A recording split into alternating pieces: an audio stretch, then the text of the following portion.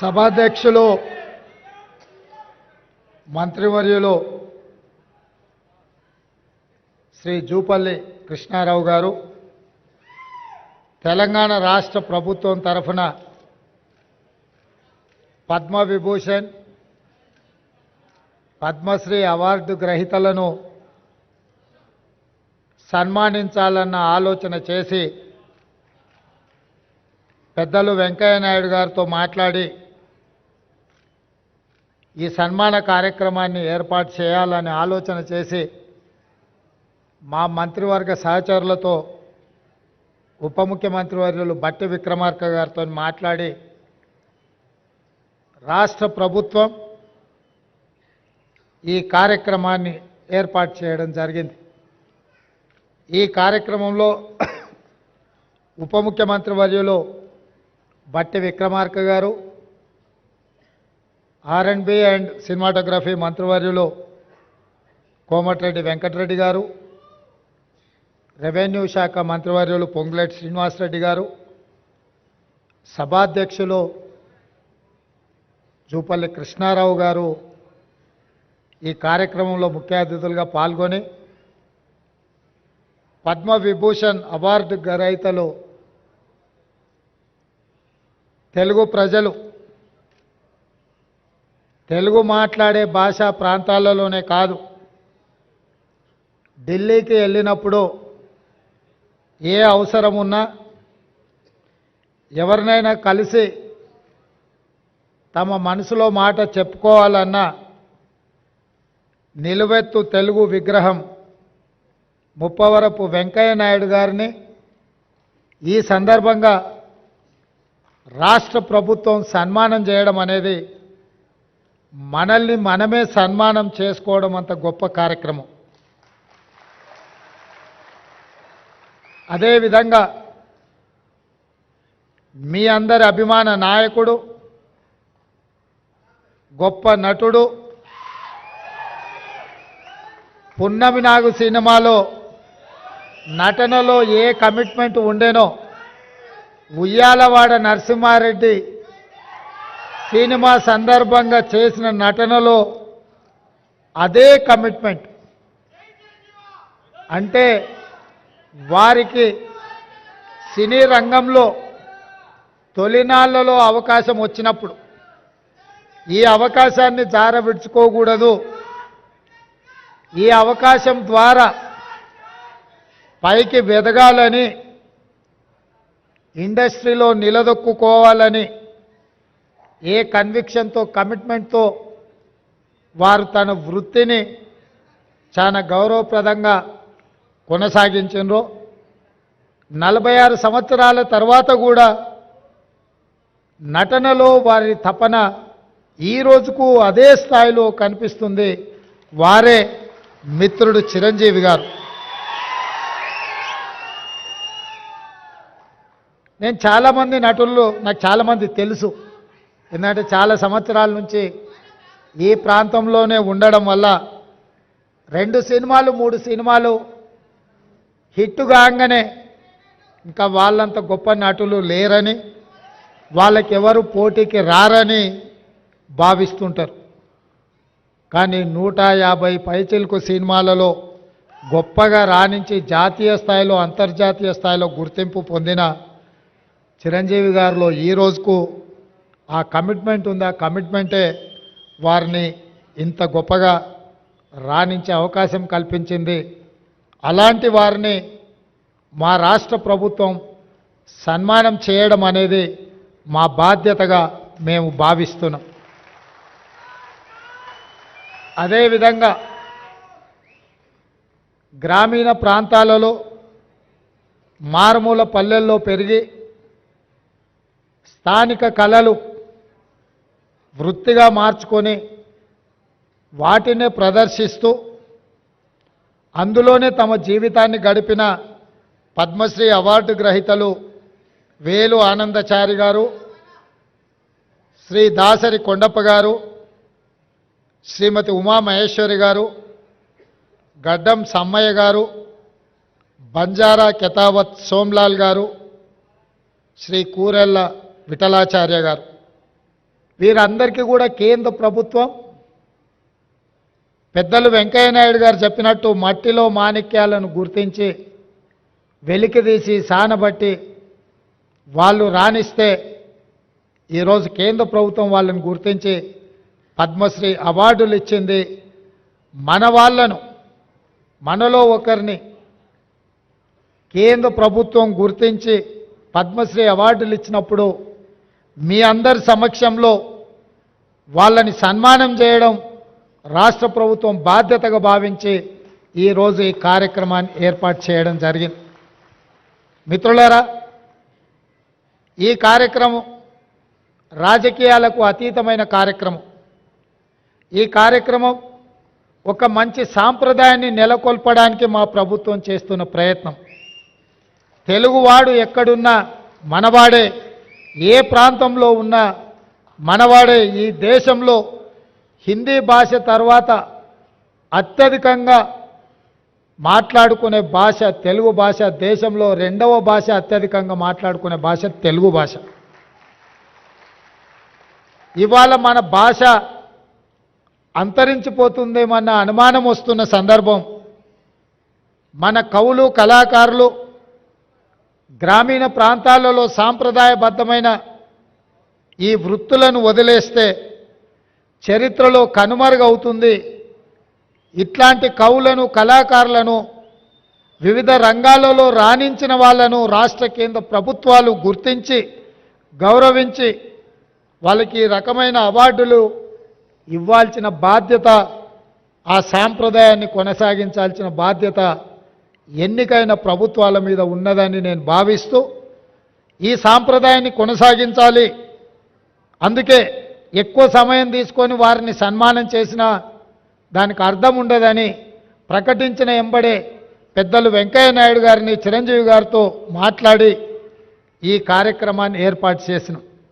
వెంకయ్య నాయుడు గారికి ఇతర కార్యక్రమాలు ఉండడం వల్ల ఉదయం 11 గంటలకే ఈ కార్యక్రమాన్ని చేపట్టాలి అని ఆలోచన చేసి మా అధికారులు చీఫ్ సెక్రటరీ గారితో, శాంతకుమారి గారితో, ఇతర అధికారులతో మాట్లాడితే, సార్ ఉదయం అంటే అభిమానులు రారేమో, అది మీరు శిల్పకళా వేదిక అంటున్నారు, అది నిండదేమో, కొద్దిమంది వస్తారేమో, ఎలా సార్ ఈ కార్యక్రమం అని నన్ను అడిగాను.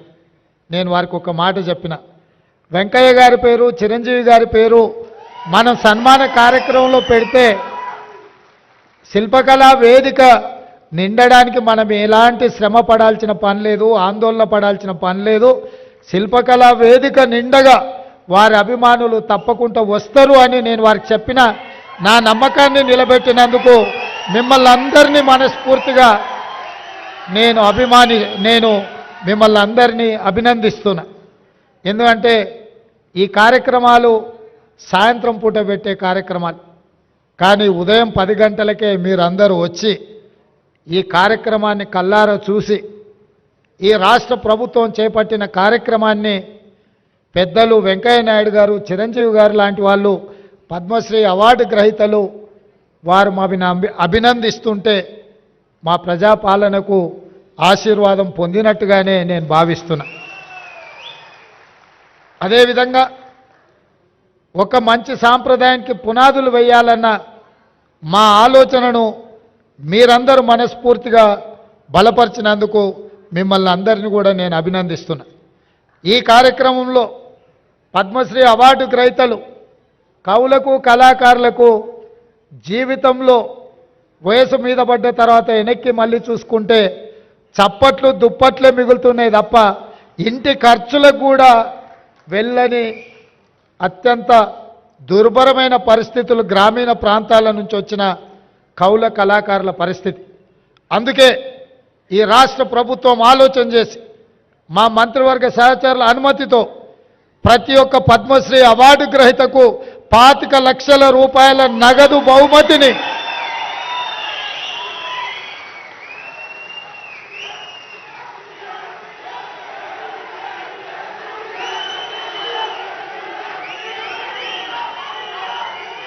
రాష్ట్ర ప్రభుత్వం ఈ పద్మశ్రీ అవార్డు గ్రహీతలను చప్పట్లు దుప్పట్లతోనే కాదు, నగదు బహుమతి ఇవ్వడం ద్వారా జీవితాంతం ఈ కళలకే వారు అంకితం చేసి మిగతా జీవితాన్ని కూడా ఈ కళలోనే వాళ్ళు రాణించాలని మన ప్రభుత్వం ప్రజాప్రభుత్వం 25 లక్షల రూపాయలతోటి నగదు బహుమతి వారికి ఇవ్వాలని మా ప్రభుత్వం నిర్ణయం తీసుకున్నది. ఈ వేదిక మీదనే పెద్దలు వెంకయ్య నాయుడు గారు మిత్రులు చిరంజీవి గారి చేతుల మీదుగా వారికి ఆ నగదు బహుమతిని ఇవ్వాల్సిందిగా వారికి విజ్ఞప్తి చేస్తున్నా. అదేవిధంగా ఈ నగదు బహుమతితో పాటు ప్రతి నెల వారి ఖర్చుల కోసం, ఎందుకంటే వైద్యము ఆరోగ్యము ఖరీదైంది, ఇంట్లో చిన్న చిన్న ఖర్చులు కూడా ఈరోజు పెరిగిపోయినాయి. అందుకే ప్రతి నెల ఈ కవులకు కళాకారులకు 25,000 రూపాయల పెన్షన్ ఇవ్వాలని కూడా ఈరోజు, ఎందుకంటే వాళ్ళు నిరుపేదలు. దాసరి కొండప్పని చూసింది కదా, మా జిల్లా వాడు, నా పక్కనే దామరగిద్ద మండలం, అత్యంత పేద కుటుంబం నుంచి వచ్చింది. వాస్తవంగా మనం ఇట్లాంటి అవార్డులు రివార్డులు ఇవ్వాలన్నా వాళ్ళు అక్కడి నుంచి ఇక్కడికి కారులోనో కావలసిన వాళ్ళని తీసుకొని ఇంత దూరం రావాలంటే కూడా తవ్వ ఖర్చులు కూడా కష్టంగా ఉండే పరిస్థితులు. ఇట్లాంటి పరిస్థితుల్లో వీళ్లను గౌరవించడం, వారికి ప్రతి నెల 25,000 రూపాయల పెన్షన్ ఇవ్వాలన్న ఆలోచన మా పెద్దలు హనుమంతరావు గారి అనుమతితోటి వారికి ప్రతి నెల 25,000 రూపాయలు ప్రభుత్వం నుంచి పెన్షన్ లాగా వారికి ఇవ్వాలి అని చెప్పి మా ప్రభుత్వం నిర్ణయం తీసుకున్నది.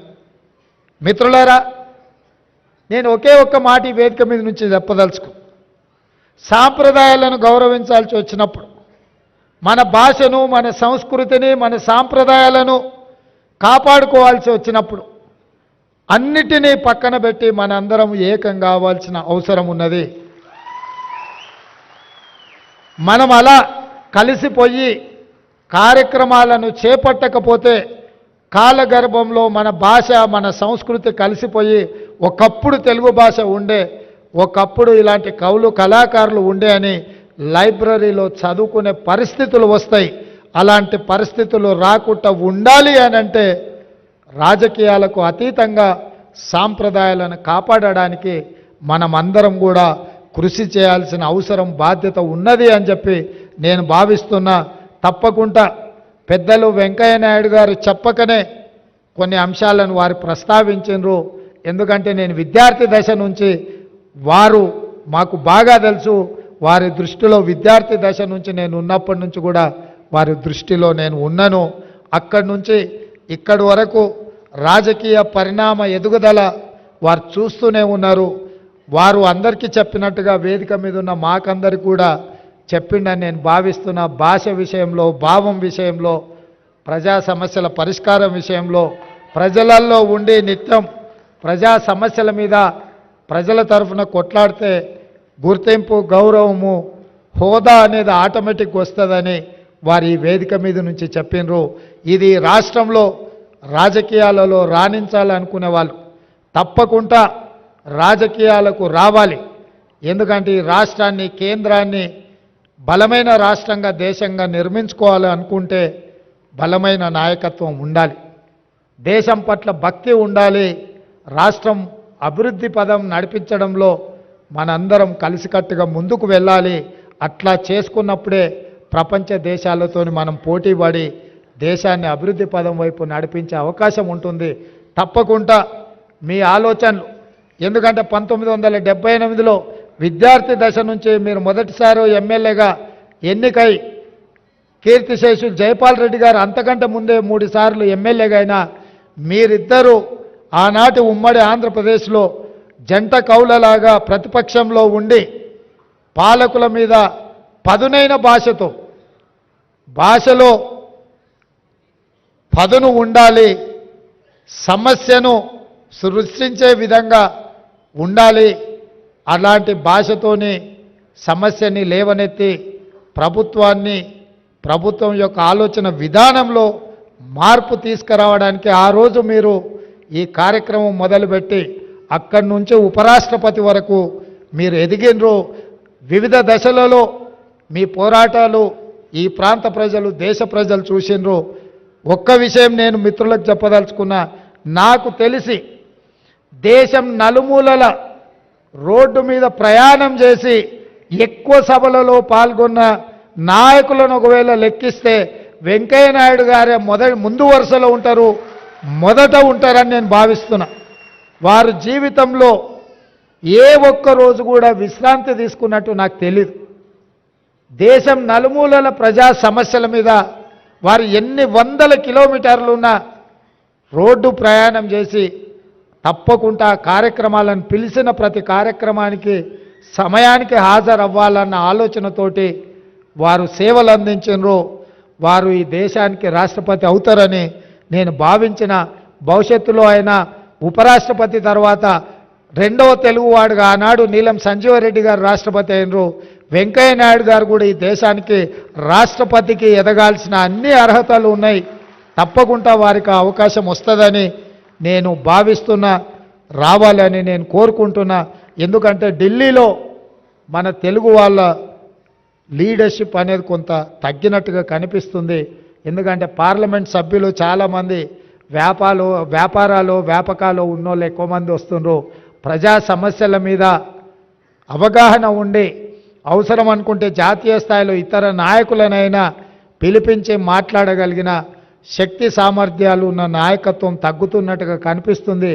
రేపు జరగబోయే పార్లమెంట్ ఎన్నికల్లో అలాంటి నాయకత్వాన్ని ఎన్నుకుంటే ఢిల్లీలో మన వాళ్ళు ఎవరైనా వెళ్తే పార్టీలకు అతీతంగా ఏదైనా సమస్య తీసుకొని వెళ్ళినప్పుడు చెప్పగలిగి మాట్లాడగలిగిన నాయకత్వం ఉండడం అవసరం ఉంది. రాబోయే పార్లమెంట్ ఎన్నికల్లో అలాంటి నాయకులను గెలిపించాల్సిందిగా కోరుకుంటూ మీ అందరి దగ్గర సెలవు తీసుకుంటున్నా. ధన్యవాదాలు మిత్రులారా.